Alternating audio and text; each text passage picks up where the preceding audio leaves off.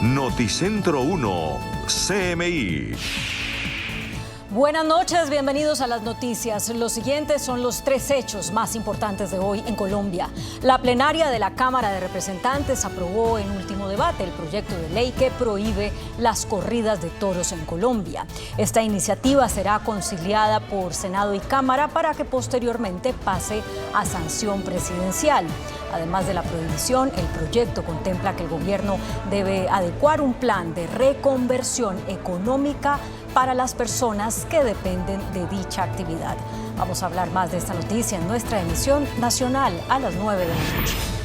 El sistema de salud entró en una fase crítica. El anunciado retiro voluntario de la EPS Sura agrava el panorama del servicio a los usuarios. La presidenta de Sura, Juana Francisca Llano, dijo que las millonarias pérdidas que acumula la entidad la llevaron a solicitar el cierre voluntario. La Superintendencia de Salud estudiará la solicitud, pero advirtió que mientras tanto se debe garantizar la atención de los más de 5 millones de afiliados que tiene Sura. Ampliación de esta noticia en nuestra emisión nacional a las 9 de la noche. La alcaldía de Bogotá entregó el balance de los primeros 45 días de racionamiento. El ahorro que se ha logrado no es suficiente. El sistema Chingaza sigue en estado crítico. Está en el 27,82% de capacidad, pero la meta es llegar a octubre por encima del 70%. Desde la Corporación Autónoma Regional de Cundinamarca no ven con optimismo esta meta del distrito. Afirman que de no presentarse situaciones meteorológicas extraordinarias, el racionamiento puede seguir hasta el próximo año. Hablaremos más de esta noticia en nuestra emisión nacional a las 9 de la noche.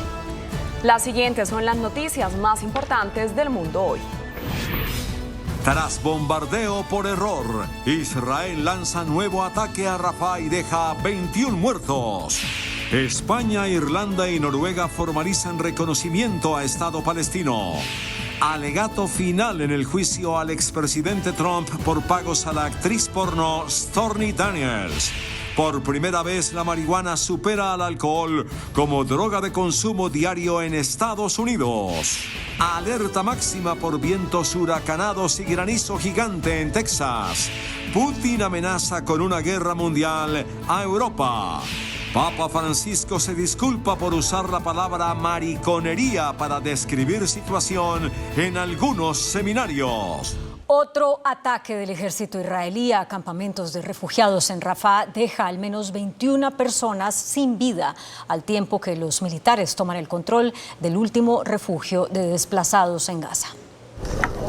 Los desplazados por la guerra que lleva más de 7 meses entre Israel y Hamás en Gaza, en menos de 24 horas sufrieron nuevamente un ataque por parte del ejército israelí, el cual ha dejado al menos 21 muertos y decenas de heridos en el barrio de Al-Mawasi, donde no se había ordenado la evacuación de la población civil y, según las Fuerzas Armadas de Israel, eran seguras. Ante los constantes bombardeos de los que asegura Israel que solo busca eliminar a Hamás, cientos de familias con maletas al hombro están huyendo de Rafah para buscar un lugar seguro y seguir con vida.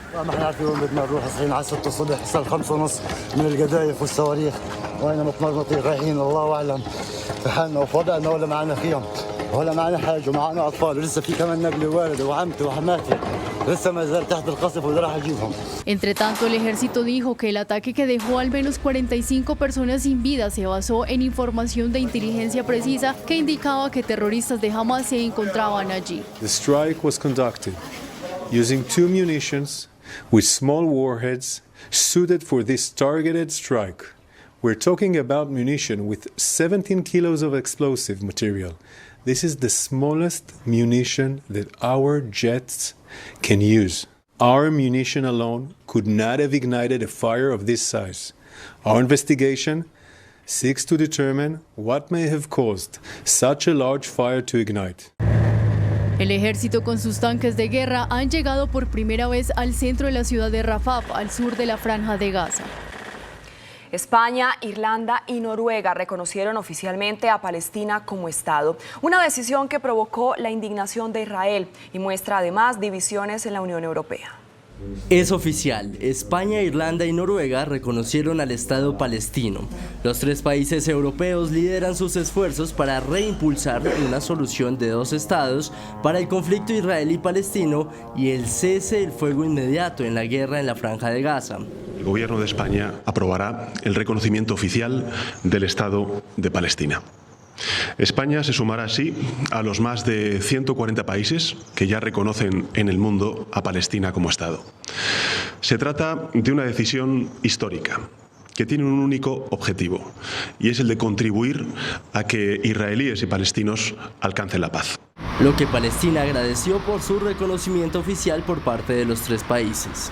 La presidencia palestina acogió con satisfacción las valientes y audaces posiciones políticas europeas, especialmente las de España, Irlanda y Noruega, que recientemente reconocieron al Estado de Palestina.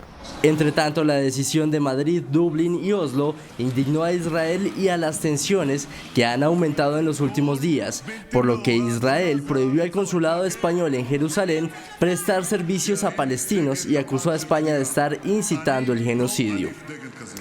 En otros temas, fiscales y abogados defensores del juicio contra el expresidente de Estados Unidos, Donald Trump, en Nueva York, iniciaron los alegatos finales ante el jurado. La defensa del expresidente estadounidense Donald Trump ha afirmado durante los argumentos finales del juicio por el caso de soborno a Stormy Daniels que fue decisión del que fuera su representante legal, Michael Cohen, de pagar a la exactriz de cine porno sin el conocimiento del magnate. Por su parte, el juez Juan Merchan tachó de escandalosa la petición de la defensa al jurado de que con su veredicto no se mande a Donald Trump a prisión. Los fiscales acusan a Donald Trump de participar en una conspiración ilegal para socavar la integridad de las elecciones del año 2016 y de un plan ilegal para suprimir información negativa que incluía ocultar un pago en metálico a la estrella de cine para adultos Stormy Daniels. Después de los alegatos finales, el jurado deberá acordar por unanimidad del veredicto. Si los jurados no son capaces de llegar a un consenso o quedan empatados, el juez podría verse obligado a declarar un juicio nulo. El presidente de Estados Unidos, Joe Biden, será nominado oficialmente de manera anticipada como candidato del Partido Demócrata para las elecciones presidenciales. La nominación formal se realizará de manera virtual, rompiendo la tradición antes de la convención demócrata, que se desarrollará entre el 19 y el 22 de agosto. Esto debido a los plazos electorales del estado de Ohio, donde los partidos deben inscribir a sus candidatos presidenciales antes del 7 de agosto para asegurar su presencia en los tarjetones el día de los comicios. Y por primera vez, la marihuana superó al alcohol como droga de consumo diario en los Estados Unidos. Una encuesta nacional sobre el consumo de drogas y salud de Estados Unidos, realizada por la revista Addiction, afirmó por primera vez desde que se tienen registros que el cannabis ha superado al alcohol como droga de elección diaria de los estadounidenses. A good 40% of current cannabis users are using it daily or near daily, a pattern that is more associated with tobacco use than typical alcohol use. En el año 2022 había 17,7 millones de personas que declararon consumir cannabis todos o casi todos los días, frente a los 14,7 millones que declararon consumir alcohol con la misma frecuencia. La legalización del cannabis también se ha acelerado rápidamente desde la década de 1990. En la actualidad, la droga es legal para uso recreativo en 24 estados y en Washington, D.C., y para uso médico en 38 estados. Estados Unidos anunció emergencia por el paso de una tormenta en Texas. Más de 1 millón de personas están sin electricidad.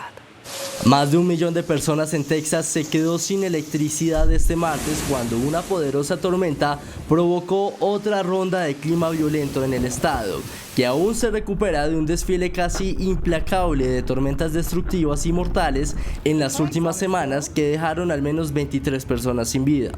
Las tormentas rugieron a través del área metropolitana de Dallas-Fort Worth, provocando ráfagas de viento huracanadas y despertando el temor de los tornados, al tiempo de que el aeropuerto internacional de Dallas tuvo que suspender operaciones porque registró una ráfaga de viento de 124 kilómetros por hora, mientras los cortes de electricidad en la región empezaban a dispararse.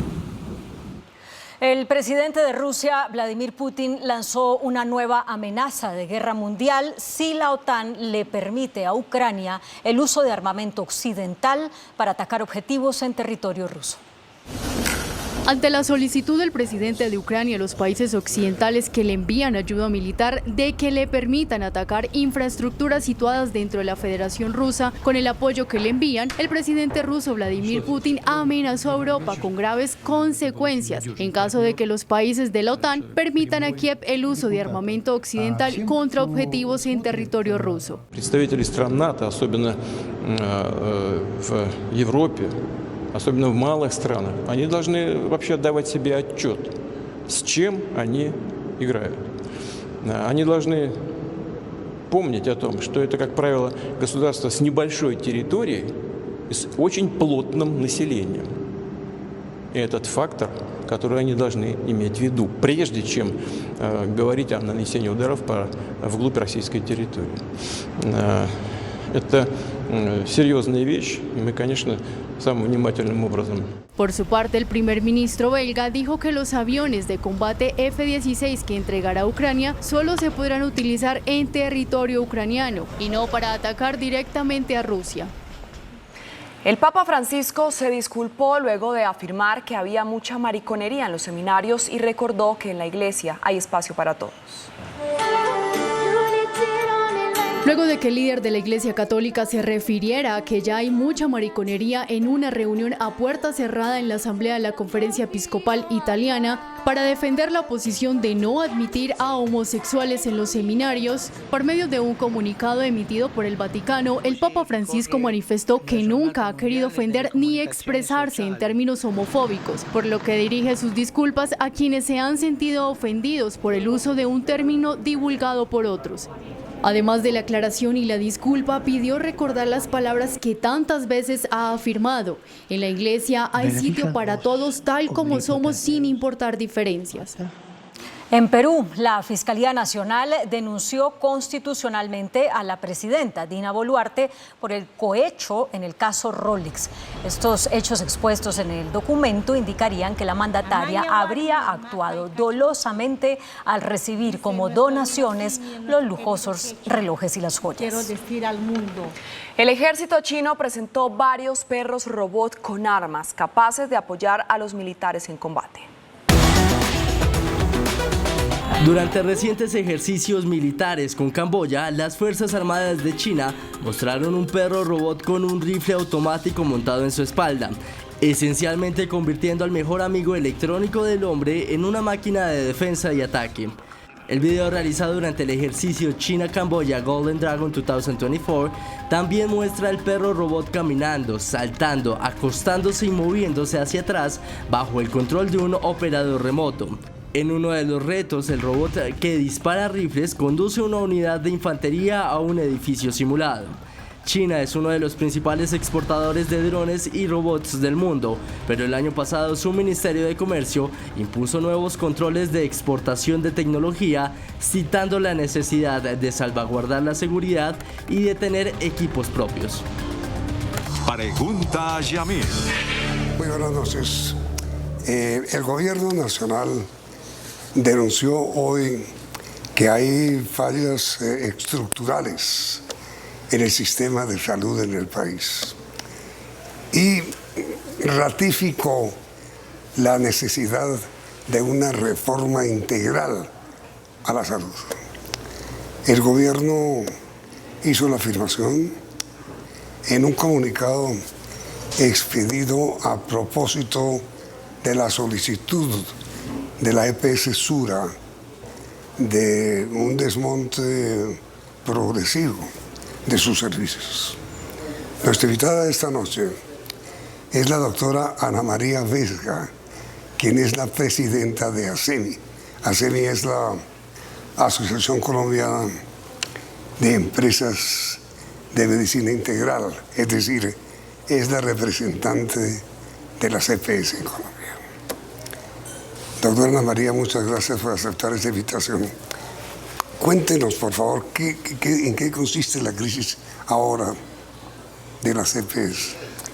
Bueno, Yamit, buenas noches para usted. El anuncio que ha hecho la EPS Sura hoy es la respuesta de un aviso que se había hecho en junio del año pasado, cuando las tres principales EPS le avisaron al gobierno que estaban enfrentando una crisis financiera sin precedentes, que era necesario ajustar el financiamiento del sistema, porque de lo contrario no podían seguir atendiendo a su población con la calidad y con la oportunidad que lo han hecho tradicionalmente.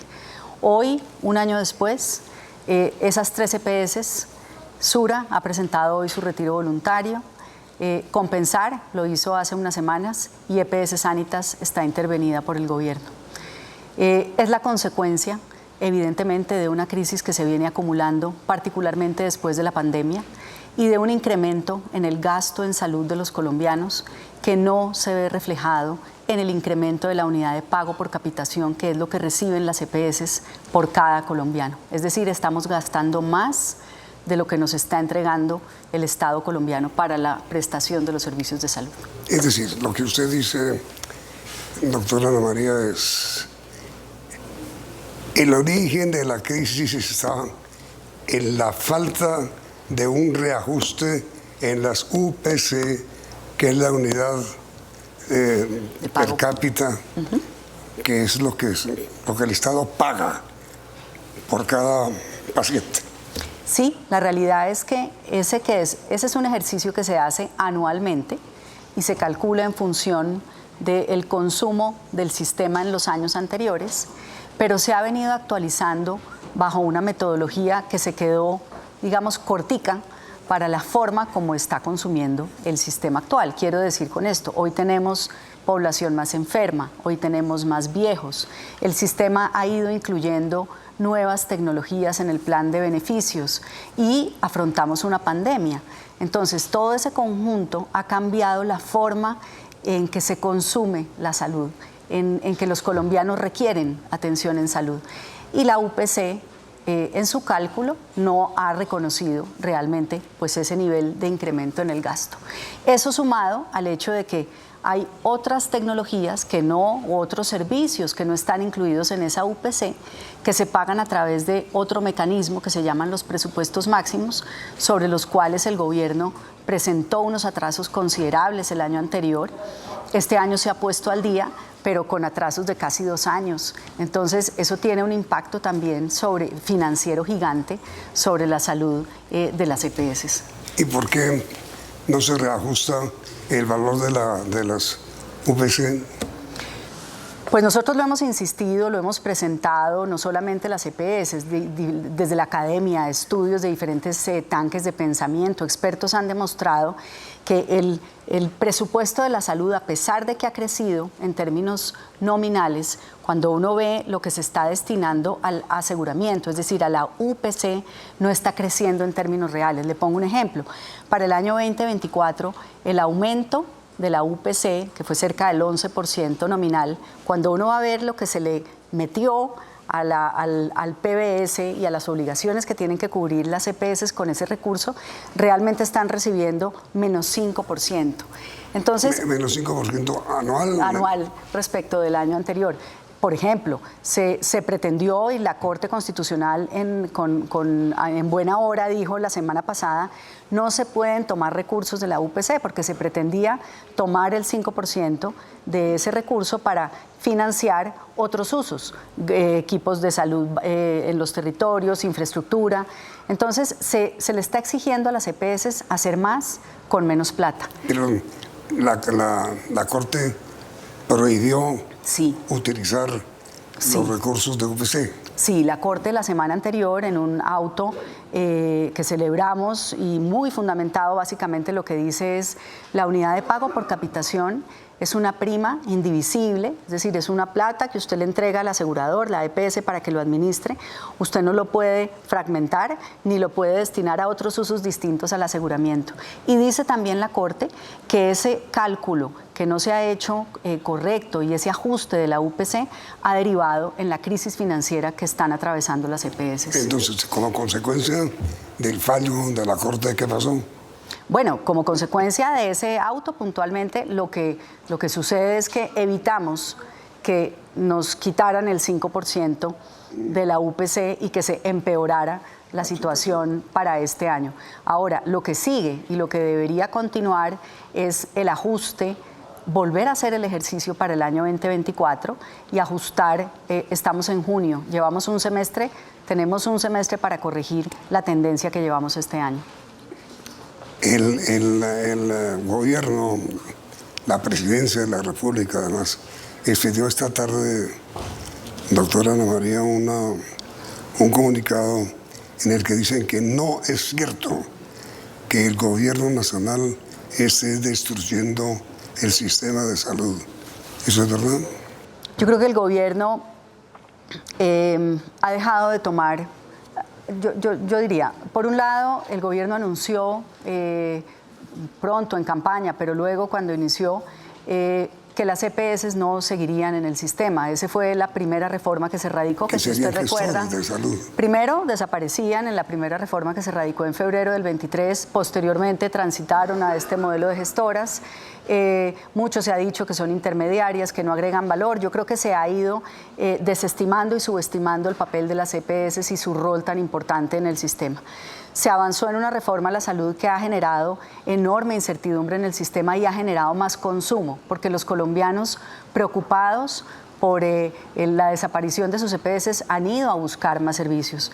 Y en tercer lugar, pues sí, esta falta de decisión sobre los aspectos financieros del sistema, desde luego que conducen a su deterioro. El aumento precario de la UPC, el pago demorado de los presupuestos máximos, pues yo sí creo que en conjunto esas tres acciones han deteriorado el sistema, que también hay que decirlo, viene en crisis desde antes, pero se ha profundizado en este gobierno. ¿Y pago demorado qué quiere decir, doctora? En lo que refiere a los presupuestos máximos que pagan las tecnologías que están por fuera de la UPC, tenemos retrasos de hasta 2 años en el pago a las EPS. ¿Qué significa más o menos cuánto? Bueno, eso es cerca de 4 o 5 billones de pesos al año. 4 billones. Sí, señor. El comunicado de la presidencia, doctora Ana María, dice, a propósito de la decisión de hoy de Sura, de que todos los pacientes de Sura continuarán recibiendo los mismos servicios en las mismas condiciones donde los han recibido hasta ahora, no tendrán que cambiar de médico ni solicitar nuevas citas de especialistas o de operaciones pendientes, ni solicitar nuevas autorizaciones para los servicios previamente aprobados. Buena noticia. Sí, y sucede así porque desde luego lo que se está protegiendo aquí pues es la atención de la población. Desde luego esto que ha planteado Sura hoy como un desmonte progresivo o lo que pidió compensar como retiro voluntario es la forma de proteger también a los usuarios. El sistema no se apaga de la noche a la mañana. Van a tener, y eso es importante decirlo para que haya calma, los usuarios de Sura van a seguir siendo atendidos. Mientras tanto, se define por la superintendencia qué sucede con ese desmonte. Si se aprobara el plan de desmonte, lo que continúa es pues, el traslado de usuarios a otras EPS y ya, digamos, el desmonte progresivo. Dice también el comunicado de la presidencia, doctora Ana María, que no es cierto que el gobierno no haya garantizado los giros de recursos a la EPS Sura ni a ninguna otra EPS. ¿Eso es cierto? Mire, ahí tenemos una discusión. Nosotros nunca hemos dicho que el gobierno haya dejado de pagar. La UPC se paga mensualmente de forma anticipada, siempre cumplida. El problema es que no alcanza. Y le pongo en cifras. Para el primer trimestre del año 2024, la siniestralidad promedio de las EPS es del 112%, es decir, recibimos 100 pesos cumplidos, pero nos gastamos 112. Entonces, el problema no es de oportunidad, sino de insuficiencia. Es decir, no es que no hayan pagado, sino que falta aumentar. Sí, señor. ¿Cuánto? Pues siniestralidad en el 112 quiere decir nos gastamos 12 pesos más. Cuando hacemos el cálculo de la UPC estimamos que le están faltando entre 5 y 6 billones de pesos al sistema solo por UPC. ¿Billones? Billones, sí, señor. Mire, si la solución está en el valor de la UPC, ¿Por qué no lo aumenta? Pues es lo que le hemos insistido al gobierno. Yo creo que hay suficiente data acumulada en las EPS que tienen el detalle de cuánto está costando la atención de la población. Lo que hemos dicho es, volvamos sobre ese ejercicio que se hizo para el año 2024. Recuerde usted que el ministro Jaramillo, cuando recién se aumentó la UPC para el 24, dijo, solo 4 EPS pasaron información, por eso la base. Cuando uno entiende qué significa que solo 4 EPS hayan sido consideradas en el ejercicio, quiere decir que el sistema de salud colombiano de 50 millones de personas se calculó sobre la información de 1/4 de población. Desde luego que está subestimado, es decir, estamos pensando que nos gastamos menos de lo que realmente nos estamos gastando. Entonces la solución es volver a hacer el ejercicio, hacerlo rápido y dar una solución concreta para que las EPS pues, puedan seguir atendiendo a la población. Pero ¿cuál es esa solución concreta de la cual habla usted? Revisar el ejercicio de suficiencia de UPC, para lo cual el Ministerio de Salud tiene toda la información y tiene una metodología que se hace con el Ministerio de Hacienda. ¿Y por qué se ha negado a aumentar la UPC? Pues está muy demorada la decisión de hacerlo y ahí está la solución. ¿Y el ministro qué dice? Supongo que usted ha hablado con el ministro. Sí, hemos hablado con el ministro y con todo su equipo y ellos han pedido nuevamente una cantidad de información que además nosotros consideramos excesiva porque ellos ya tienen la información allá. Yo no sé si es que no hay como ese sentido de urgencia, de que no podemos esperar. Esto no es un ejercicio de reconstrucción contable que podamos esperar 6 meses a que el gobierno decida que va a aumentar retroactivamente. El sistema está haciendo aguas hoy y necesita una solución hoy. El sistema está haciendo aguas hoy. Por culpa, con todo respeto, doctora María, de las EPS, no yo, doctora María, el gobierno, perdón, sí, la presidencia, pues, dice, la crisis de las EPS es el resultado de problemas estructurales y sistémicos que se han acumulado a lo largo de los años. ¿Eso es verdad? Sí, yo creo que el sistema trae, como todo sistema no perfecto y joven, porque hay que recordar que nuestro sistema tiene apenas 30 años. Ese es un sistema que está en madurez, que ha tenido depuraciones, que ha tenido fallas. Ley 100. Ley 100. Y que en buena parte de los diagnósticos que hizo el gobierno, particularmente sobre la necesidad de mejorar la cobertura en los territorios, de mejorar la atención primaria, pues pasan por correctivos que requiere el sistema. Pero el problema no son las EPS. Si yo le pongo un ejemplo, Yamid, lo que está sucediendo hoy en el magisterio, por ejemplo, que ha sido un pequeño piloto de lo que querían hacer con el sistema, demuestra que un sistema de salud no es suficiente con un pagador y un prestador. Allá tienen a la fiduprevisora y unos prestadores. Se requiere quien articule. El rol de las EPS es esencial e importantísimo, subestimado por el gobierno. El ensayo con el magisterio fue un desastre. Es un ensayo que está costando mucho. No, un desastre. Sí, señor. Pues hay un problema ahí con todo el magisterio. Sí, señor. ¿Y entonces qué va a pasar? Entonces, pues por esa razón, parte de una conversación que nosotros tuvimos con el gobierno hace ya varias semanas, partía de decir, si la condición para quedarnos como EPS en el sistema es la transformación en gestoras, que es lo que está establecido en el proyecto de reforma, queremos quedarnos con las funciones que atienden a la población, pero hay que relevarnos del riesgo financiero porque el sistema está desfinanciado. Y ahí es pues donde nos quedamos. Hoy no hay reforma que permita que las EPS se conviertan en gestoras, eso requiere de ley, pero tampoco hay una resolución a los temas financieros.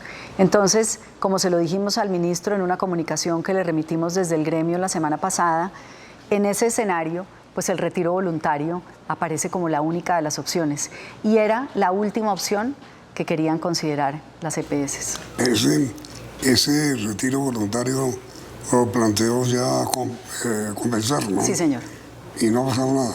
Tiene la superintendencia un plazo que está corriendo para responder. Igual sucederá con Sura. No es un término fijo. Son 4 meses. 4 meses. Ya se van a cumplir. No. No, falta mucho todavía. Falta todavía. Y ahora Sura también. Y ahora Sura tiene otro plazo diferente y bueno, la superintendencia tendrá que evaluar. Según el comunicado de la presidencia expedido esta tarde luego de conocerse la decisión de Sura, todos los servicios médicos, todos sin excepción, seguirán siendo prestados. Sí, señor, así es. Es decir, la decisión de Sura no altera nada los servicios. No, y eso es importante decírselo a los usuarios y a la población en general para que haya calma. Esto es un proceso de carácter administrativo. Mire, el comunicado de la presidencia dice que a Sura se le giró entre el 1 de enero de este año y el 30 de abril de este año más de 3,5 billones de pesos. ¿No les alcanzó? No, pero es que pues Sura tiene 5.5 millones de afiliados, es una EPS que lo hace muy bien. ¿Cuántos? 5.5 casi millones de afiliados. Sura, sí, señor. Sí. Y de nuevo, el problema no es un tema de oportunidad en el pago, el problema es un tema de insuficiencia. Entonces los recursos no alcanzan. Sí, señor. No es que no hayan pagado, sí pagan. No es que no hayan pagado, la UPC sí la pagan. Pero entonces, el gobierno no ha aceptado aún que es indispensable subir el valor de la UPC. No, señor. No. Y esa es la conversación de fondo que tiene que darse porque finalmente con las EPS o sin las EPS, la realidad es que hoy el gobierno tiene 7 EPS intervenidas y más de 26 millones de colombianos están hoy en EPS controladas por el gobierno. Intervenidas. Si le sumamos los 7 millones que tienen Sura y Compensar, estaríamos hablando de cerca de 33 millones, 7 de cada 10 colombianos estarían en EPS controladas por el Estado. El problema presupuestal y el problema financiero del sistema tiene que resolverse para todos. Entonces, ese ejercicio de recálculo de la UPC es urgente y ahí necesitamos hacer pues un llamado, al Congreso de la República, porque finalmente la ley de presupuesto que se empieza a discutir ya próximamente, pues es un punto de partida para definir cuánto se va a dedicar a la salud de los colombianos en el año 25. Ahí tenemos, yo creo que una responsabilidad grande en dar ese debate con toda la información y de forma muy técnica para asegurar que esos recursos alcanzan. Y por otro lado, la Corte Constitucional, que ha acompañado el llamado de los pacientes y de los usuarios sobre el deterioro progresivo del sistema y la necesidad de que se cumplan las órdenes de financiamiento del sistema de salud que hasta el momento no se están cumpliendo. Durante las conversaciones que usted ha sostenido con el señor ministro de Salud, ¿le ha dado esperanzas de un aumento en la UPC? No, señor. No, hemos tenido, pues como le digo, nosotros hicimos unas mesas de trabajo con el equipo del ministro y pedimos esto puntualmente, ejercicio de cálculo. Nos pidieron una información de vuelta. En eso estamos, entregando la información, pero todavía no hay luces de esperanza. ¿Ni puerta abierta de negociaciones? Estamos entregando la información nuevamente y pues el gobierno el ministerio tiene que volver con el análisis de esa información. Pero a ver, doctora Ana María, es que unas cifras tienen ustedes y otras tiene el ministerio. No, son las mismas, lo que pasa es que nos las volvió a pedir. Pero si son las mismas de esos... Sí, pues eso fue lo que le dijimos un poco, porque el ejercicio con el que se hace la UPC se empieza en mayo de cada año. La verdad es que en mayo del 23 se entregó la información y nos han vuelto a pedir hacer una solicitud de información que estamos entregando para ver si con eso logramos el aumento de la UPC. ¿Y el sistema ADRES ha funcionado? Sí, la ADRES tiene pues unas capacidades para lo que es. La ADRES es el banco de la salud. Yo creo que es importante que no la pongan a hacer más cosas. El que gira. El que gira. Pero realmente la ADRES gira, pero quien define cuánto se gira, pues es el Ministerio de Salud. Y en el caso particular de la UPC lo hace en conjunto con el Ministerio de Salud y el Departamento Nacional de Planeación. Entonces, doctora Ana María, ¿cuál es el futuro de la salud en Colombia? Pues mire, Yamil, yo creo que estamos llegando como a un punto de crisis real. Yo creo que, pero a veces es bueno que eso pase. Creo que ha venido acumulándose un deterioro durante los últimos meses. La reforma a la salud yo creo que nos desconcentró del problema real que tiene el sistema, que es su financiamiento. Creo que hoy estos anuncios sumados a los de días anteriores pues levantan las alertas. El sistema requiere dar una conversación de fondo sobre su financiamiento y puede ser esta la oportunidad para convocar pues ese gran diálogo y esa conversación sobre la base de la confianza que se ha perdido y sobre la base de un ejercicio técnico. Porque la verdad es que las EPS quedamos en medio de una discusión política. Es como la discusión del papá y la mamá, donde queda el niño en el medio. Así nos quedamos en el medio de la política y pasó esto con el sistema de salud y en la mitad se quedaron los pacientes. Entonces creo que hay que despojarnos de ese diálogo y hacer un ejercicio técnico que involucre a todos los actores y salvar el sistema. Yo creo que estamos a tiempo. Pero hay un proyecto de reforma a la salud. Pues había un proyecto de reforma que se votó negativo. El gobierno ha manifestado que volverá a presentar un proyecto y seguramente se preparan otros para el 20 de julio, pero inclusive antes de volver al Congreso, esta conversación sobre financiamiento, es que sobre el proyecto de reforma a la salud, por ejemplo, no se conocía cuál era su impacto fiscal. Entonces, la gran pregunta es, tenemos un sistema hoy desfinanciado y nos vamos a meter en una reforma de la cual no conocemos su costo fiscal. Resolvamos primero este paciente que está en cuidado intensivo. ¿Ustedes ya conocen el proyecto, el nuevo de reforma a la salud? El del gobierno, sí. ¿Y luego? Pues el que, no sé si ese sea el que van a radicar, el que nos mostraron hace 15, 20 días, sí señor. Es un proyecto comprimido de 47 artículos, es un resumen del proyecto anterior. Es importante trabajar en una mejor ponencia. ¿Y a ustedes les gusta? No, nosotros estuvimos de acuerdo en la forma como nos podemos transformar en gestoras, pero ese proyecto, por ejemplo, esencialmente no define quién es el responsable financiero del sistema, no define si hay UPC, no define cómo se gasta la plata, entonces le falta mucho.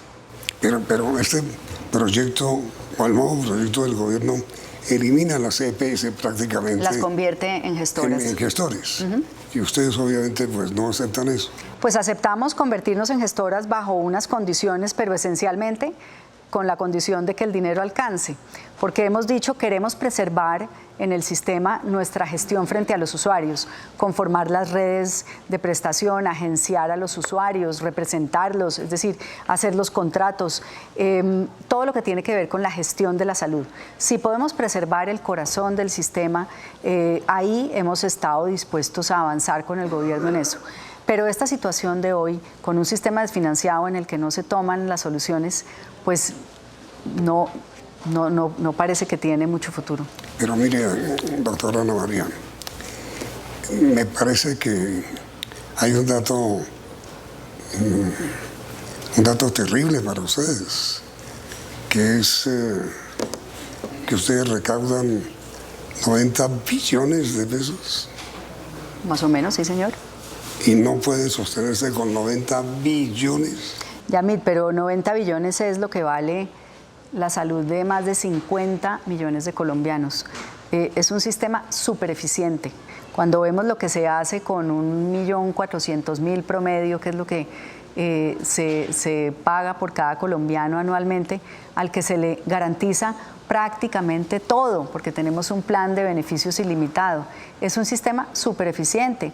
Yo se lo dije alguna vez a usted, 90 billones suena muchísimo, y es muchísimo, pero no alcanza. Y la realidad es que el presupuesto de la salud no ha crecido al mismo ritmo que el gasto. Entonces aquí hay dos maneras, o aumentamos el ingreso, y no, hay dos maneras que se conjugan. Hay que aumentar el ingreso y hay que buscar la forma en que el sistema sea más eficiente. Pero la solución no es la eliminación de la EPS. ¿Ustedes van a seguir conversando con el gobierno? Desde luego, siempre. Pues bueno, mucha suerte. Gracias, Yamil. Doctora Ana María, muy amable. A usted muchas gracias. Y a ustedes, televidentes queridos, gracias por la sintonía. Y los invitamos a continuar aquí, en Noticentro 1. CMI presentó Pregunta a Yamil. Prohibidas corridas de toros en Colombia. El Congreso aprobó su extinción en el país. El gobierno tendrá 3 años para realizar una reconvención económica para quienes dependen de esa actividad. Crisis en el sistema de salud en el país. Sura pide al gobierno que autorice su retiro del servicio. El gobierno da tranquilidad a usuarios de EPS y garantiza que seguirán siendo atendidos. La ANDI urge plan para salvar a la salud en el país. Nueva denuncia por compra de camiones. A gritos termina debate sobre corrupción en unidad de gestión de riesgo. No me interesa la reelección, dice el presidente Petro. Hablar de nueva constituyente es una locura, dicen dirigentes. Crítica situación en embalses en Bogotá. Colombia, el país más peligroso para defensores de derechos humanos. Iniciamos nuestra segunda hora de noticias. La plenaria de la Cámara de Representantes aprobó el proyecto de ley que prohíbe las corridas de toros en todo el país. Esta iniciativa, que pasó su último debate, pasará a conciliación y posteriormente a sanción presidencial. Con una votación ajustada y a punto de que se rompiera el quórum, la Cámara de Representantes aprobó la prohibición de las corridas de toros en Colombia. Tras varias sesiones sin decisión, el Partido Verde y el gobierno logró reunir las mayorías. Hoy este triunfo es para los animales. Hoy este triunfo es un paso más para construir una sociedad digna, para dignificar también a los seres humanos. Los impulsores del proyecto incluso le agradecieron a un grupo de congresistas que permitió que se lograra el quórum. Y me refiero aquí a esos conservadores que nunca bajaron la guardia, que están aquí, ellos saben quiénes son. A Jorge Méndez, que se quedó solo en Cambio Radical y nunca bajó los brazos. A los señores del Centro Democrático, que a pesar de votar no, sabían de la importancia democrática de estar presentes en este debate. Tras la aprobación de este proyecto, el gobierno tendrá 3 años para hacer un plan de reconversión económica para las personas que dependen de esta actividad. Y se crea una mesa interinstitucional con la participación y con la voz, por supuesto, de las personas que dependan de estas actividades para que en conjunto definan si van a qué actividades, por ejemplo, de turismo, de comercio u otras que surjan allí en la mesa. Las corridas de toros están prohibidas en gran parte del continente americano. En Argentina, las corridas están prohibidas desde 1899. En Chile, desde 1822. En Uruguay, desde 1912. En Brasil y Nicaragua están prohibidas en todo el país. En Cuba desde 1890. En México, aunque las corridas de toros son legales, han sido prohibidas en varios estados y municipios. En Ecuador desde 2011. En Paraguay, Uruguay y Panamá están prohibidas por decreto. En España son legales y están permitidas en casi todo el territorio español, con excepción de la Comunidad de Canarias, donde están prohibidas desde 1991. El sistema de salud enfrenta una aguda crisis. La EPS Sura, una de las más importantes del país, solicitó al gobierno su retiro del sistema de salud. Durante los 30 años que tiene el actual modelo de salud se han hecho varias reformas y ajustes, pero ahora este mismo sistema de EPS se enfrenta a una aguda crisis por cuenta de la solicitud de retiro de una de las más importantes empresas promotoras de salud.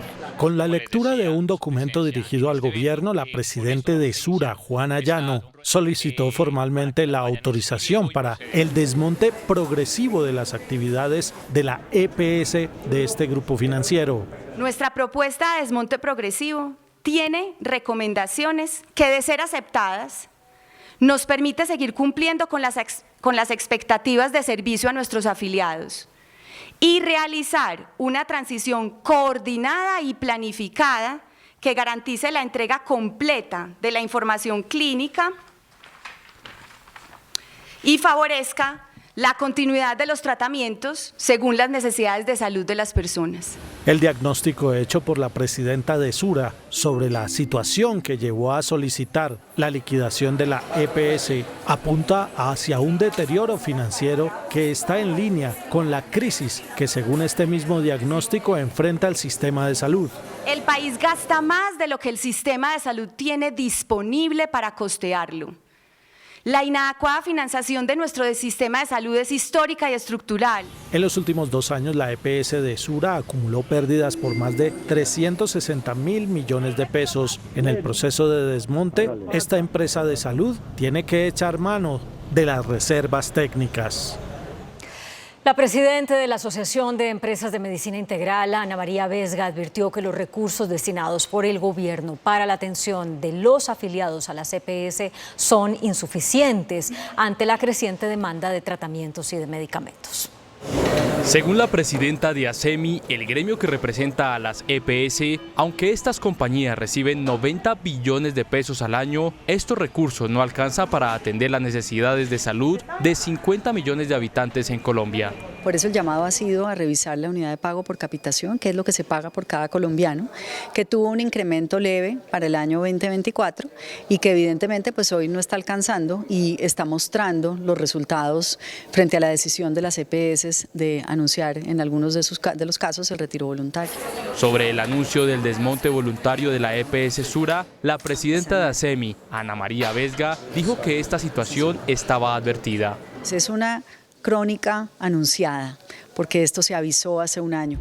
Actualmente hay 7 EPS intervenidas por el gobierno. La nueva EPS Sanitas Famisanar, SOS, Emsanar, Admet Salud y Sabia Salud, con solicitud de retiro voluntario, están con Pensar y Sura. La Federación Colombiana de Educadores FECODE denunció un aparente saboteo por parte de prestadores de servicios de salud encargados de la atención de los maestros. En reunión con congresistas y organismos de control, Marta Alfonso, una de las ejecutivas de FECODE, denunció saboteo en el sistema de salud del magisterio. Pero aquí ha habido saboteo e intereses de los antiguos prestadores que hoy el procurador en la lectura del documento los entra a defender, no mirando la situación real. Los antiguos prestadores quedaron la mayoría en la red y tanto los que quedaron como los que no quedaron están generando saboteo. La dirigente sindical pidió que se establezcan las responsabilidades en la falta de servicio oportuno para el magisterio. Yo aquí sí cuestiono a la fiduprevisora porque se han dado órdenes y si hicieron contratos donde no han cumplido deben deshacerse porque están violentando el derecho a la vida y a la salud de los maestros y maestras. Tenemos suficiente evidencia. La Superintendencia de Salud inició el estudio de la petición de retiro voluntario de la EPS Sura. Garantizó la atención de todos los afiliados. El superintendente de salud, Luis Carlos Leal, dio un parte de tranquilidad a los más de 5 millones de usuarios de la EPS Sura. Dijo que la EPS les debe garantizar la continuidad de sus tratamientos, mientras el gobierno estudia si concede o no el retiro voluntario. Es importante aclarar a todas las personas, así como la EPS ha aclarado en su comunicado, que a ninguna persona se le puede vulnerar su derecho a la salud, que no tiene que cambiarse de EPS, que su afiliación continúa vigente, que el gobierno nacional le continuará girando los recursos para la atención y para la prestación de servicios de salud en todo el territorio nacional y que la superintendencia continuará haciendo la vigilancia. Sobre las inquietudes en torno a los procedimientos que están pendientes para los afiliados a Sura, esta fue la precisión del superintendente. La EPS continúe prestando los servicios con oportunidad y con calidad a cada una de las personas. Ninguna de las autorizaciones vigentes pierde vigencia, ninguna de las hospitalizaciones vigentes pierde vigencia, las cirugías programadas deben continuar. El presidente de la ANDI, Bruce McMaster, catalogó como crítica la situación del sistema de salud. Urgió al gobierno para que promulgue un plan de salvamento del sector salud. Es muy lamentable. En un video difundido a través de la red social X, el presidente de la ANDI, Bruce McMaster, afirmó que la situación actual del sector de la salud es muy grave y que el país ha sido testigo de cómo día a día se profundiza esta crisis. Si a esto le sumamos que nos hemos visto envueltos en una discusión ideológica acerca de la idea que tiene un grupo respetable de la población colombiana, pero que en nuestra opinión está equivocado, acerca de cómo el Estado pudiera ser autónomamente el único que pudiera prestarle servicios de salud en forma casi que automática de un día a otro a todos los colombianos, estamos realmente ante una situación muy mala. El dirigente gremial exhortó al gobierno para que concerte las medidas para mejorar el sistema de salud. Por eso nosotros hemos invitado y hemos convocado al Ministerio de Salud y a las autoridades de salud, a que realmente entre todos construyamos un sistema que sea el más responsable, que sea el que realmente mejor le cumpla a las personas. La demagogia y el populismo del gobierno Petro están acabando con el sistema de salud. Eso fue lo que aseguró el expresidente Iván Duque, bajo cuyo gobierno fueron intervenidas 13 EPS. Que fueron eliminados en la reforma. Dicen sus críticas el expresidente Iván Duque contra el presidente Gustavo Petro, que está acabando con la simbiosis que hubo entre sector público y sector privado para fortalecer el sistema de salud en Colombia y hacer de él uno de los mejores del mundo.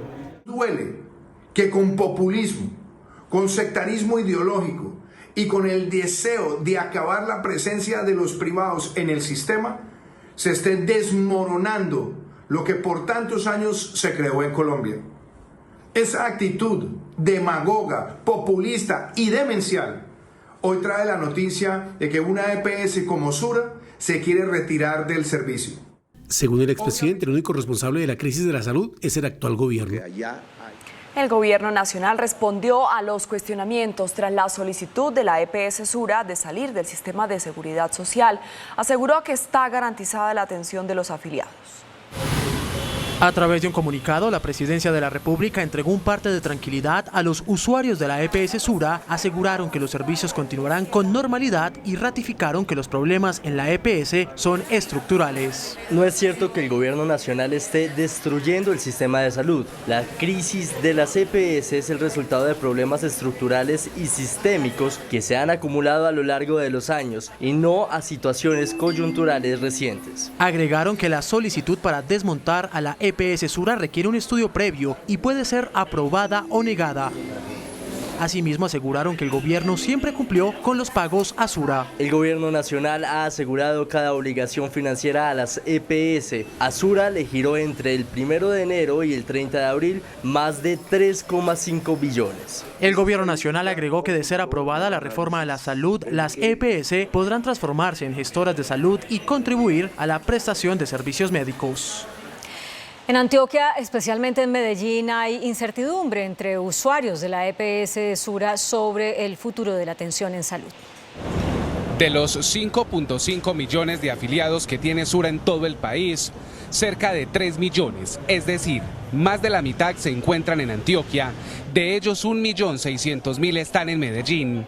Noticentro 1 CMI ingresó a uno de los puntos de atención más grandes de la ciudad y habló con los usuarios tras el controversial anuncio.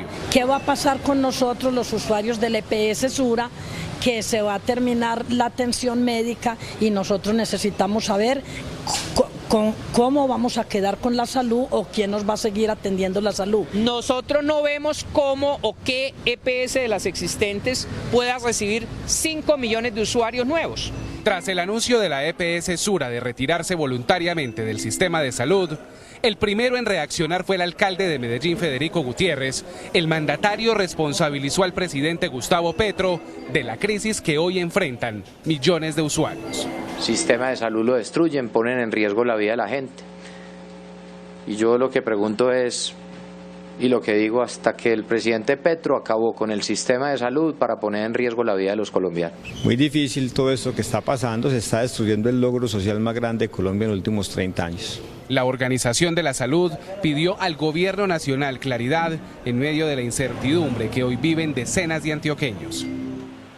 El mal manejo administrativo y gubernamental es el único responsable de la crisis de la salud, aseguró esta noche el presidente del Senado, Iván Name, al responder al presidente Gustavo Petro. Responder a algunas afirmaciones temerarias del señor presidente de Colombia. De esta forma le respondió el presidente del Congreso al presidente Gustavo Petro las acusaciones en el sentido de que el Senado es el responsable de la crisis de la salud por haber hundido la reforma. Tengo que referirme a esta afirmación para decirle al presidente y a su gobierno que la crisis de la salud en Colombia hoy se debe al mal manejo administrativo y al mal manejo gubernamental de un modelo que por supuesto no era ideal ni plenamente eficiente. Según Name, durante más de un año el Congreso buscó consenso en la reforma a la salud, pero que no pudo lograrse con el gobierno de Gustavo Petro. Y por medio de sus redes sociales, el presidente Gustavo Petro acusó a la familia del ex vicepresidente Germán Vargas Lleras de ser la responsable del cierre de hospitales y de las pérdidas millonarias en el sistema de salud. Vargas Lleras respondió que esa es una acusación miserable. El nuevo choque entre Petro y Vargas Lleras quedó planteado con una publicación en X que hizo el mandatario de los colombianos. El sistema de salud con intermediación financiera de recursos públicos es insostenible. El Senado rechazó la reforma que podía sostenerlo. Hoy encontramos que ocultaron en la nueva EPS deudas de cerca de 5 billones de pesos en el año 2023. La familia Vargas Lleras debería responder por esta inmensa pérdida de recursos públicos y de clínicas y hospitales sin pago. De inmediato vino la réplica del ex vicepresidente. Presidente Petro, es miserable que hoy, para encubrir la salida de Sura del sistema de salud, usted haga responsable de la quiebra de la misma a la familia Vargas Lleras. Usted y su gobierno son los únicos culpables de que en 2023 las aseguradoras perdieran 2,1 billones para un acumulado de pérdidas de 6 billones de pesos. Son ustedes quienes se apoderaron de la nueva EPS, Sanitas Compensar, ahora Sura y 5 más intervenidas. Su gobierno fue el que permitió que la salud de los maestros colapsara, el mismo camino que nos espera a los 34 millones de colombianos que hoy estamos a merced de su gobierno. El ex vicepresidente y jefe de Cambio Radical le pidió inmediata rectificación al presidente Petro. El presidente de la Asociación de Generadores de Energía, Alejandro Castañeda, advirtió sobre incrementos en las tarifas de energía para los meses de mayo y junio. De acuerdo con el reporte de energía presentado por las generadoras térmicas en el país, para el mes de mayo y junio se vendrán alzas en las tarifas entre el 3 y el 5%.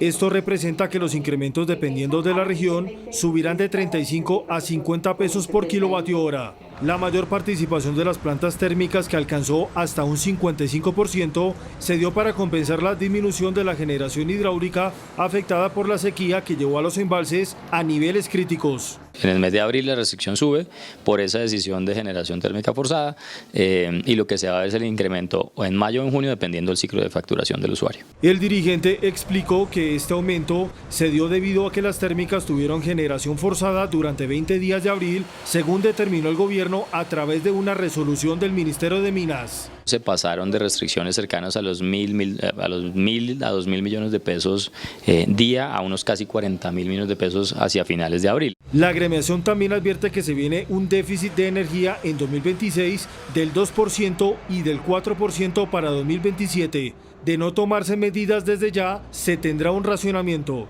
Para ello se insiste en nuevas subastas para este año. Sí estamos viendo el riesgo y nos falta más o menos un 4% frente a la demanda media que proyecta la UME para el año 27. Finalmente hizo un llamado al gobierno para que reactive los proyectos de gas, sobre todo exploratorios, ya que la operación de las térmicas se dio con el 79% de gas importado entre enero y abril del presente año. La Fiscalía General llamó a interrogatorio al exdirector de la Unidad Nacional de Gestión del Riesgo, Olmedo López, por el escándalo de presunta corrupción en la compra de carrotanques para La Guajira. Luego de los acercamientos con la Fiscalía, el ex subdirector de la Unidad para la Gestión del Riesgo, Olmedo López, fue llamado a interrogatorio en calidad de indiciado en medio de las investigaciones de corrupción de la unidad. Se comprometió a no dar más declaraciones a los medios de comunicación y a asistir a todos los interrogatorios. También fueron llamados el ex subdirector Sneider Pinilla, que entregó 30 folios de evidencias, y el contratista Luis López, conocido con el alias de El Pastuso, y quien está en la sombra de la compra irregular de los 40 carrotanques de agua para La Guajira. Se espera que en los interrogatorios que serán la próxima semana y en calidad de indiciados ratifiquen bajo juramento sus señalamientos ante la Fiscalía. Esto fue lo que dijo el abogado de Sneider Pinilla, Luis Gustavo Moreno. Ofreció una matriz de cooperación, admitiendo que hubieron y existieron hechos de corrupción de los que él conoció e hizo parte. Pero además puso a varios a pedir pista en la Fiscalía porque quieren contarle también la verdad al país de lo que ha acontecido. Por estos hechos y en el marco de las investigaciones a congresistas, la Corte Suprema citó para el 5 de junio al ex subdirector de la unidad de Sneider Pinilla y mañana irá a la Corte Olmedo López. La representante de la Cámara, Catherine Jubinao, denunció nuevas irregularidades por más de 70.000 millones de pesos en la Unidad de Gestión del Riesgo. El debate terminó a los gritos entre la parlamentaria y el director de la entidad, Carlos Carrillo. El director de la Unidad de Gestión del Riesgo fue citado ante el Congreso para atender sobre nuevas denuncias por el manejo de contratos en la entidad. Sin embargo, el debate subió de tono luego de que el funcionario sacara a relucir que los congresistas que ahora critican al gobierno anteriormente apoyaron la campaña presidencial. Salían con los cartelitos que les gustan tanto. Petro, Petro. Y ahora salen a decir, maldito Petro, ¿cierto? Estoy haciendo mi intervención, representante, y le pido que me deje hablar como yo la escuché.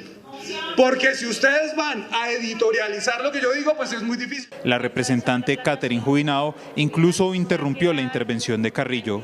Porque lo único que podría perder si renunciara a la curul o al Partido Verde sería la curul.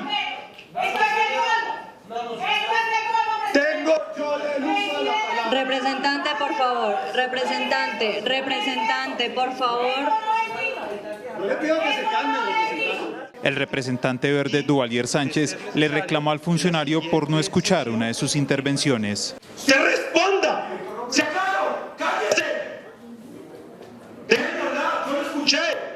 ¡Me indigna que este país, la gente más presidente, déjenme que este señor es un irrespetuoso!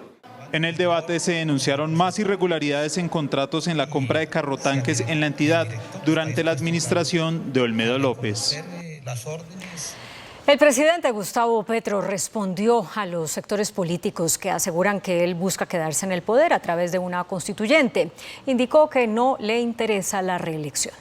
Perdimos los impuestos. El presidente Gustavo Petro se refirió a la propuesta de la senadora Isabel Zuleta para buscar un segundo periodo en la presidencia de la República. A mí personalmente no me interesa para nada la reelección, pero los que sí se aprovecharon de ella y convocaron a la guerra y a la paz, ahora proponen golpes de Estado. La razón es una: incumplieron, no sabían lo que firmaron. Asimismo, el jefe de Estado cuestionó nuevamente los incumplimientos a los acuerdos de paz. La declaración unilateral de Estado, según la Convención de Viena, obliga a las partes a cumplir lo acordado y ajustar la normatividad interna para garantizar el cumplimiento. El presidente Petro aseguró que su gobierno tendrá como responsabilidad el cumplimiento de los acuerdos de paz. Rechazo mayoritario a una Asamblea Nacional Constituyente sin que la tramite el Congreso de la República, expresaron senadores de diferentes partidos. Es una tesis francamente irrisoria. Claro, también comprendo que con la tesis que se ha deslizado de la reelección del presidente, pues entonces las personas conectan unas cosas con otras y lo que crean es un mar de sospecha bastante desafortunado. En este momento no es viable una Asamblea Nacional Constituyente porque no hay mayorías en el Congreso, muchos de nosotros no lo vamos a apoyar y sobre todo porque no es viable en el tiempo. Son unas cortinas de humo que además no le causan nada bien al país en un momento tan convulsionados como el que estamos. Pues lamentamos que sean las formas, hay canales institucionales. Sentimos que en el Congreso de la República hay un bloqueo grande que está tratando de impedir que pasen con toda suerte de subterfugios y dilaciones y que eso es uno de los temas que nosotros vamos a debatir. Pero de ahí a la constituyente, pues previo a eso, y eso lo planteó el señor presidente en estos días, se requiere un acuerdo nacional. Bueno, y ya varios de los líderes de la Constitución del 91 se manifestaron también en contra de una posible nueva constituyente. Para varios exconstituyentes, la propuesta debe aterrizar a la actual situación política del país. Asimismo, aseguran que solo hay una vía para modificar la Constitución. Yo creo que este es un momento que hace inconveniente y que hace innecesaria una Asamblea Nacional Constituyente como la que vivimos en el 91. Cualquier otro mecanismo, planteamiento o iniciativa devienen abiertamente anticonstitucional. Adicionalmente, será una quimera infértil, una quimera además antidemocrática y, por qué no decirlo, en un atajo ramplón en contra de la institucionalidad colombiana. Asimismo, catalogaron como positiva la respuesta de los expresidentes sobre la propuesta de una constituyente. Es satisfactorio que los expresidentes al menos coincidan todos en que ese no es el método y hay un mensaje de colegaje con el presidente Petro para que no vaya a cometer ese error. Mensajes que se dan en medio de los reiterados llamados del presidente para iniciar con la Asamblea Constituyente. Una comisión evaluadora de senadores y representantes a la Cámara escogió hoy, con paridad de género, a los 10 aspirantes al cargo de Contralor General de la República.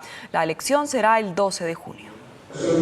De estos 10 nombres, 5 mujeres y 5 hombres, saldrá el próximo Contralor General de la República para un periodo de 12 años. María Fernanda Rangel Esparza era la favorita en la elección pasada y vuelve a competir, hoy es defensora delegada. Diana Carolina Torres García, Mónica Elsie Certaín Palma, Elsa Yasmín González Vega y Karen González Moro. En los hombres está el actual personero de Bogotá, Andrés Castro Franco, el mejor calificado en el concurso de conocimientos y en la entrevista. El Contralor Delegado Luis Carlos Pineda Telles. También Carlos Fernando Pérez Gálvez. Y el elegido Contralor la vez pasada, pero cuya elección fue anulada por el Consejo de Estado, Carlos Hernán Rodríguez Becerra. Cierra la lista de aspirantes a Contralor General de la República, Víctor Andrés Salcedo Fuentes. La elección del nuevo Contralor será el miércoles 12 de junio. Lo hará el Congreso en pleno, es decir, Senado y Cámara de Representantes. Congresistas de oposición e independientes radicaron ante la Cámara de Representantes 4 solicitudes de moción de censura contra ministros del gabinete del presidente Gustavo Petro. Se trata de la vicepresidenta Francia Márquez, el ministro del Interior Luis Fernando Velasco, el ministro de Salud Guillermo Alfonso Jaramillo y el ministro de Minas Andrés Camacho, quienes tendrán que responder por la baja ejecución de sus carteras y la situación de orden público, de salud y de energía en Colombia. Una vez más, los niños del Cauca quedaron en medio del fuego cruzado de los grupos armados ilegales. En Suárez, la estación de policía fue blanco de un ataque. El Cauca continúa siendo escenario de violencia donde actores armados ilegales ejercen el terrorismo, pasando por encima de los mismos civiles que han dicho defender.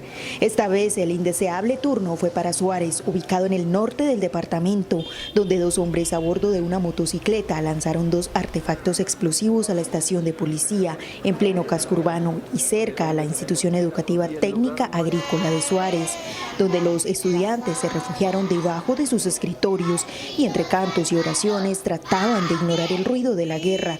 En el hecho resultó herida una enfermera del centro de salud de esta localidad. Cristo salva. Las fuerzas militares decomisaron varios explosivos, indicaron que las disidencias de las FARC pretendían usarlos para lanzarlos desde drones en el Putumayo. De acuerdo con las autoridades, las disidencias iban o pretendían fabricar artefactos explosivos para atacar bases militares, estaciones de policía y activos estratégicos como torres de energía, pozos petroleros y oleoductos. Más de 1.000 detonadores eléctricos, cerca de 20 libras de explosivos de alto poder destructivo y 4 kilos de iniciadores fueron incautados. Fuertes disturbios se presentaron en inmediaciones de la sede tecnológica de la Universidad Distrital de Bogotá. Durante al menos 3 horas, la avenida Gaitán Cortés y la avenida Villavicencio fueron cerradas completamente por los enfrentamientos entre personas encapuchadas y la policía. Los manifestantes solicitan arreglos a la infraestructura de la universidad. Nuevamente, los manifestantes atacaron a la fuerza pública con artefactos explosivos e incendiarios caseros. El gremio de taxistas anunció un nuevo paro nacional. Será para el 23 de julio. De hecho, mañana en Bogotá habrá un plan Tortuga que acompañará a los representantes de otras ciudades a una reunión que se llevará a cabo en el Ministerio de Transporte. El gremio continúa solicitando al gobierno mayores controles contra conductores de plataformas digitales. La alcaldía de Bogotá entregó el balance de los primeros 45 días de racionamiento de agua en la ciudad. A pesar de que el sistema Chingaza se ha recuperado, desde la CAR Cundinamarca prevén que esta medida irá hasta el próximo año. Según el alcalde de Bogotá, el racionamiento ha permitido a la ciudad un ahorro cercano a los 7.3 millones de metros cúbicos de agua, lo que ha aportado en gran medida a la recuperación del sistema Chingaza, que sigue en estado crítico, como lo evidencian estas imágenes conocidas por Noticentro 1 CMI. Hoy su ocupación es del 27.82% y la meta es a octubre llegar por encima del 70%. Reducir en un 11% el consumo de agua en Bogotá. Ahí hemos logrado llegar a la fecha a un 10,6% 59% de reducción. Estamos cerca de cumplir también esa meta. Desde la Corporación Autónoma Regional de Cundinamarca no ven con optimismo la meta del distrito y afirman que de no presentarse situaciones meteorológicas extraordinarias, el racionamiento puede seguir hasta el próximo año. No vemos factible que al mes de octubre estemos en un 75, creemos que las medidas se van a intensificar y que es posible que el racionamiento incluso vaya hasta el mes de diciembre o pase al año 2025. Incluso desde la corporación aseguran que es muy probable que las medidas adoptadas por la alcaldía deban volverse más restrictivas en los próximos meses. Bueno, yo lo que creo es que el racionamiento podría llegar a intensificarse, a tener que implementarse días adicionales. Si por un lado la ciudadanía no atiende las recomendaciones de ahorro y logramos esa meta del 15 metros cúbicos por segundo. En julio se verán reflejados los cobros adicionales en la factura por consumir más de 44 metros cúbicos de agua en el bimestre. Con recursos por 2,5 billones de pesos, el Ministerio de Agricultura activó el programa Confianza Colombia, una estrategia para atender las zonas más afectadas por inundaciones. La ministra de Agricultura, Jennifer Mojica, les anunció a los gobernadores del país la destinación de un paquete de recursos por 2.500.000 millones de pesos para hacer frente a los estragos relacionados con los cambios bruscos de clima. Estamos abiertos a construir conjuntamente soluciones en temas de fertilización, de maquinaria, de insumos, sobre todo en temas de adaptación a la generación de riego y drenaje en las fincas productivas, todo el tema de gestión de información y sobre todo esta gran apuesta de Confianza Colombia de querer irrigar 2,5 billones adicionales de aquí a este año, a que finalice este año. Los gobernadores le presentaron al gobierno nacional las necesidades más apremiantes por el cambio climático, advirtiendo que no solo la agricultura está en riesgo. Agradecemos la presencia de la señora ministra y su compromiso por la reactivación y por contener un poco el impacto del desastre causado en algunas regiones como el Caribe colombiano, el departamento de Córdoba, la zona de La Mojana. Pero esta es una reunión que merece la presencia de otras carteras porque son varios los sectores que se ven afectados. En el departamento del Tolima específicamente tenemos 3 municipios que están en alerta roja, 9 municipios que están en calamidad pública y 9 municipios que están en alerta naranja. El desbordamiento del río Mira provocó graves inundaciones en Tumaco, Nariño. El río Mira es el principal afluente fluvial de Tumaco y a la vez el mayor riesgo que afronta la comunidad por el desbordamiento. En esta ocasión afectó el colegio, puesto de salud y miles de viviendas. Una creciente sorpresiva, nadie la esperaba, arrasó con cultivos, arrasó con viviendas y enseres que se le hundieron y se le dañaron a muchas personas. Aproximadamente 10 veredas, entre ellas está la vereda de Invilí, La Vega, Miraspalma, El Guabo.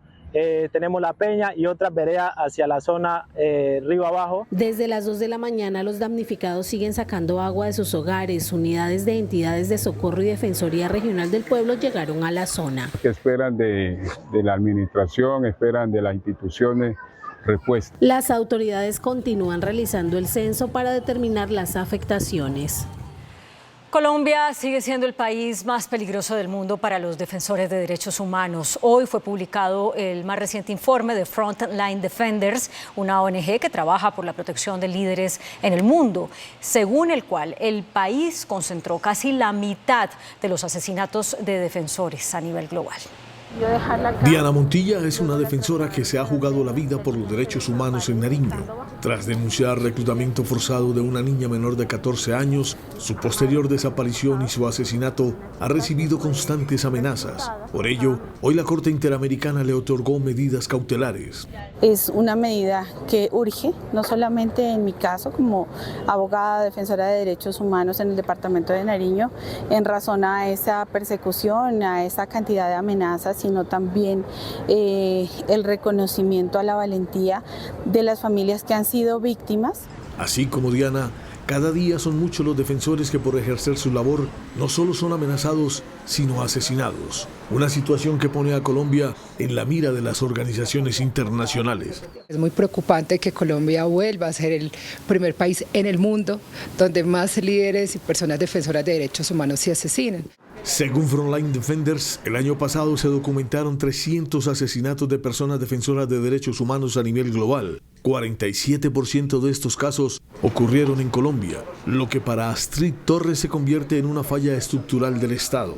El Estado ha fallado en su deber constitucional de garantizar la vida e integridad de quienes se dedican a la labor de las y los defensores de derechos humanos. Según Somos Defensores, el 80% de los casos de asesinatos de defensores de derechos humanos en Colombia está en la impunidad. El ministro de Defensa, Iván Velásquez, anunció la suspensión de la compra de aeronaves militares. El presupuesto se utilizará para el mantenimiento de aviones y helicópteros que están en servicio. El ministro de Defensa respondió ante el Congreso sobre el mantenimiento de las aeronaves en el país. Aseguró que el gobierno buscará utilizar los recursos para realizar el mantenimiento de aviones y helicóptero y por ahora no se buscará comprar nuevas aeronaves.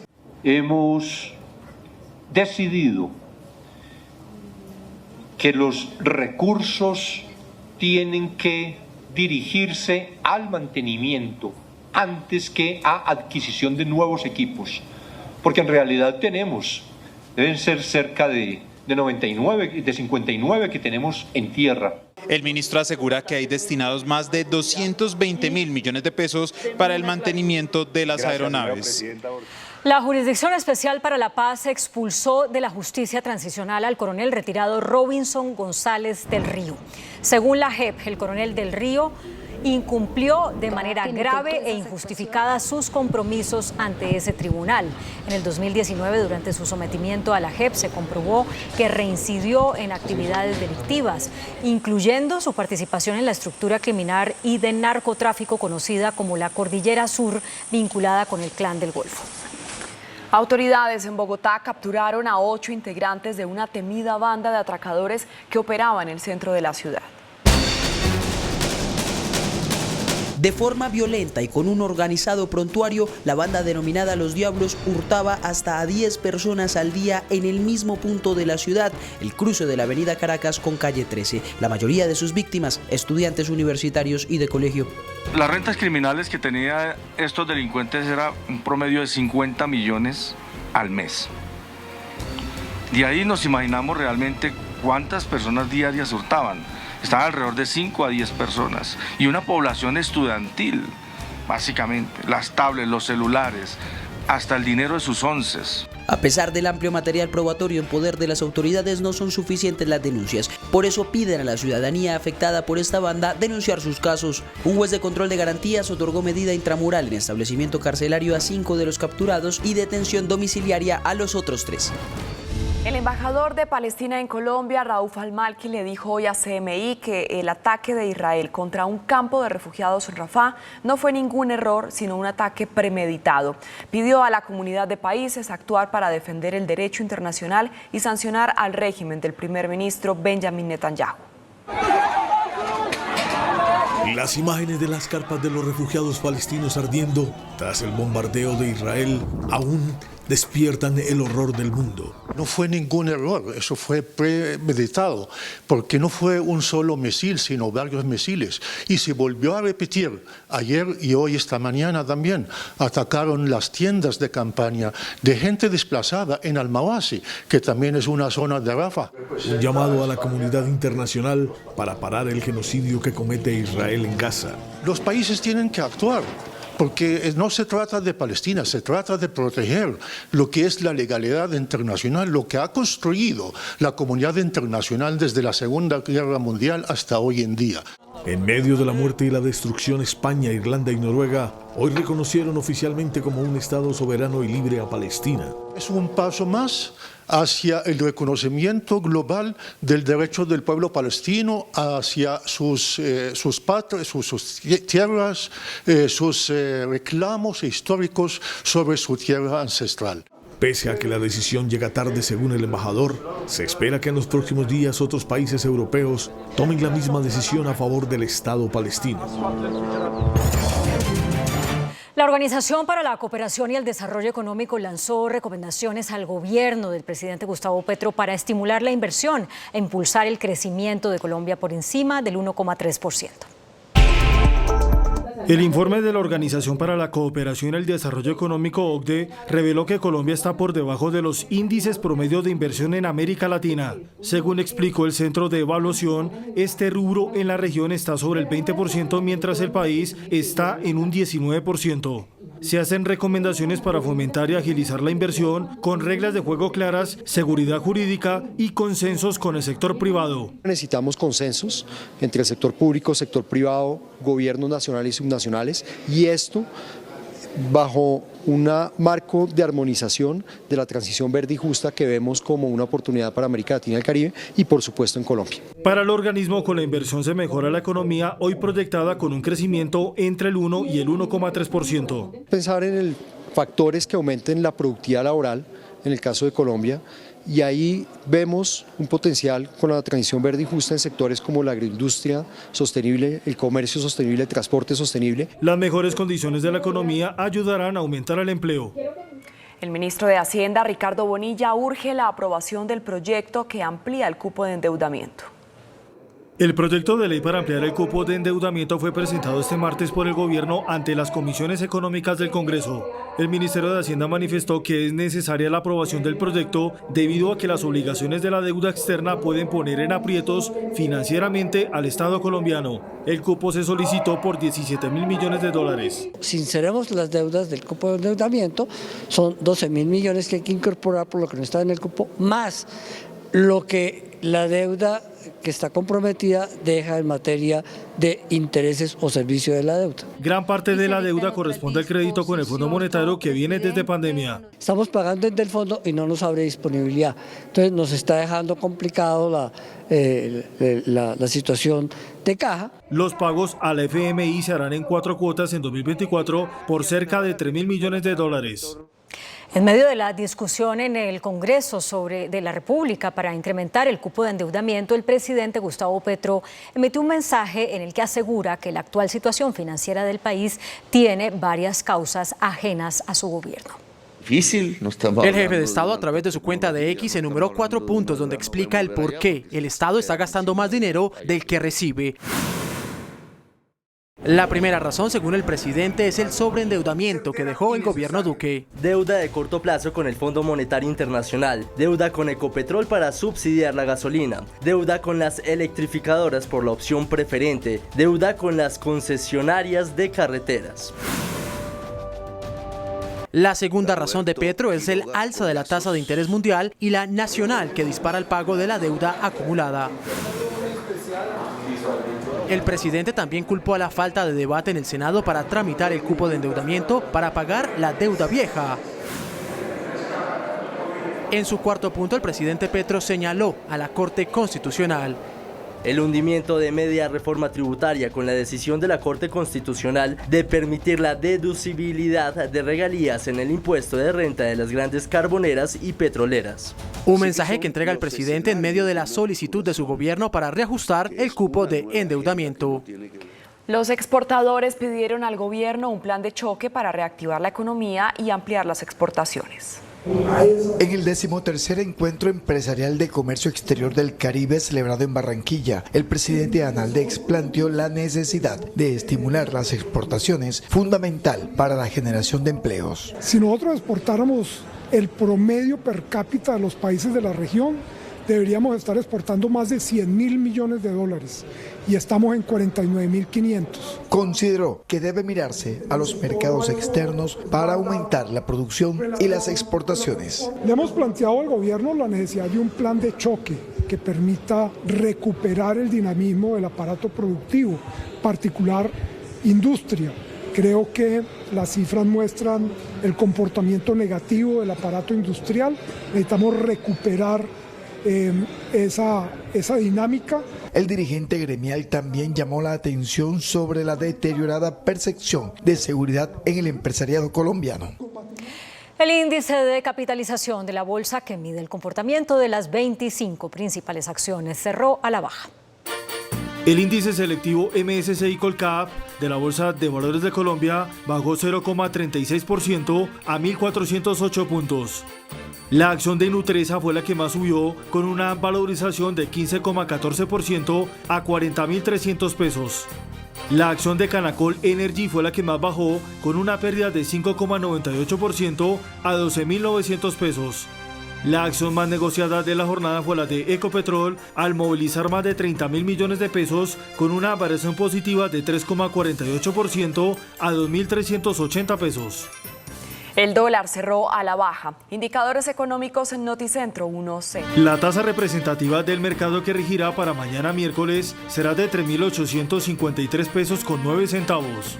Los profesionales del cambio compran la divisa en promedio entre 1.750 pesos y la venden entre 1.800 pesos. Un euro cuesta 4.210 pesos con 30 centavos. La libra de café en Nueva York se cotizó a $2 con 30 centavos. El azúcar se transó en 18,71 centavos de dólar la libra. El barril de petróleo WTI se cotizó en $80 con 28 centavos. La referencia Brent para Colombia se cotizó en $84 con 30 centavos. Una acción de Ecopetrol cuesta 2.380 pesos. En la búsqueda de nuevas reservas de gas natural que el país necesita para garantizar su seguridad energética, Ecopetrol ha alcanzado en los últimos meses 3 logros importantes en materia de exploración, en proyectos que se desarrollan en el Mar Caribe colombiano y en los departamentos de Arauca, Casanare y Córdoba. El primer logro es la declaratoria de comercialidad del campo de gas Arrecife en Córdoba, que permite ampliar la oferta de gas en el país. En segundo lugar, se destaca el descubrimiento del Pozo Arauca 8, en asociación con la empresa Parex. Y hemos anunciado también la firma de un acuerdo de exploración de gas en el Piedemonte Norte. Con esta alianza, las dos compañías esperan ampliar la oferta de gas en el mediano plazo. Adicional a estos 3 hitos, Ecopetrol ha alcanzado importantes avances en los proyectos localizados en el offshore, con el objetivo de ampliar el potencial del gas en el Caribe colombiano. Con acciones concretas, Ecopetrol afianza su actividad exploratoria en busca del gas que necesita Colombia para apalancar la transición energética justa en la que se ha comprometido el país. Hasta aquí Noticentro 1 CM.